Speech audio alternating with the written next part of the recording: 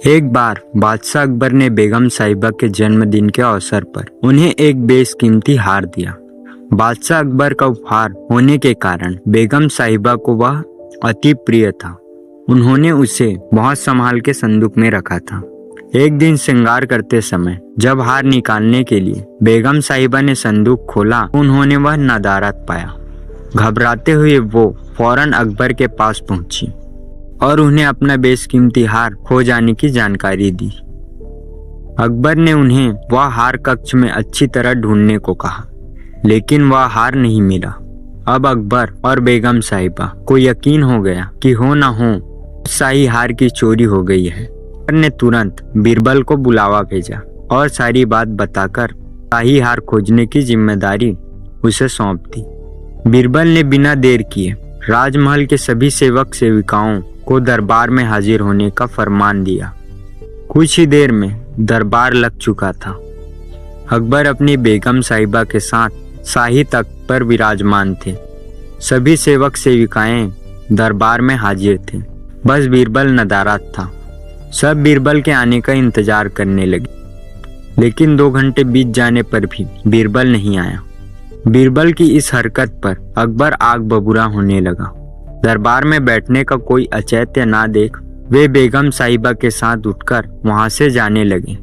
ठीक उसी वक्त बीरबल ने दरबार में प्रवेश किया। उसके साथ एक गधा भी था। विलंब के लिए अकबर से माफी मांगते हुए वह बोला, जहांपना माफ कीजिएगा, इस गधे को खोजने में मुझे समय लग गया। सबकी समझ के परे था कि बीरबल अपने साथ वो गधा दरबार में लेकर क्यों आया है। बीरबल सबकी जिज्ञासा शांत करते हुए बोला, यह कोई साधारण गधा नहीं है, ये एक जादुई गधा है। मैं ये गधा यहाँ इसलिए लाया हूँ ताकि यह शाही हार के चोर का नाम बता सके। बीरबल की बात अब किसी के पल्ले नहीं पड़ रही थी।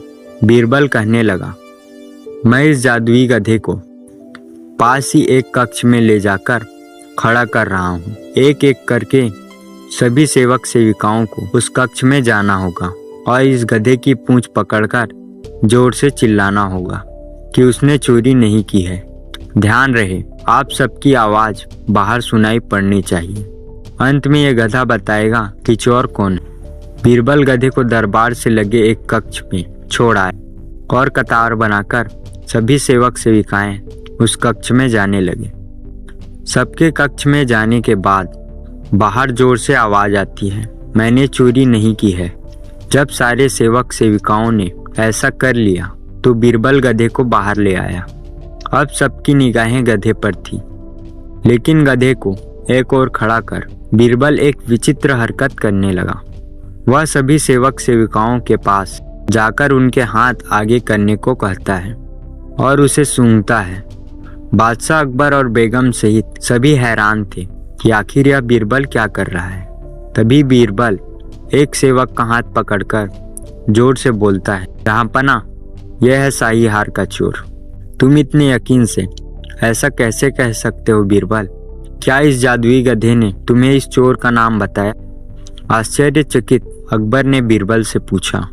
बीरबल बोला, नहीं हुजूर, यह कोई जादुई गधा नहीं है, ये एक साधारण गधा है। मैंने बस इसकी पूंछ पर एक खास किस्म का इत्र लगा दिया था। जब सारे सेवक सेविकाओं ने इसकी पूंछ पकड़ी तो उसके हाथ में उस इत्र की खुशबू आ गई, लेकिन इस चोर ने डर के कारण गधे की पूंछ नहीं पकड़ी। वह कक्ष में जाकर बस जोर से चिल्लाकर बाहर आ गया, इसलिए इसके हाथ में इस इत्र की खुशबू नहीं आ पाई। इससे सिद्ध होता है कि यही चोर है। उस चोर को दाबिश देकर शाही हार बरामद कर लिया गया और उसे कठोर सजा सुनाई गई। इस बार बीरबल की अक्लमंदी की बेगम साहिबा भी कायल हो गई और उन्होंने अकबर से कहकर बीरबल को कई उपहार दिलवाए। दोस्तों, मुझे यकीन है यह कहानी आपको बहुत अच्छी लगी होगी। ऐसे ही कहानियों के लिए वीडियो को लाइक और चैनल को सब्सक्राइब जरूर करें। समय देने के लिए धन्यवाद।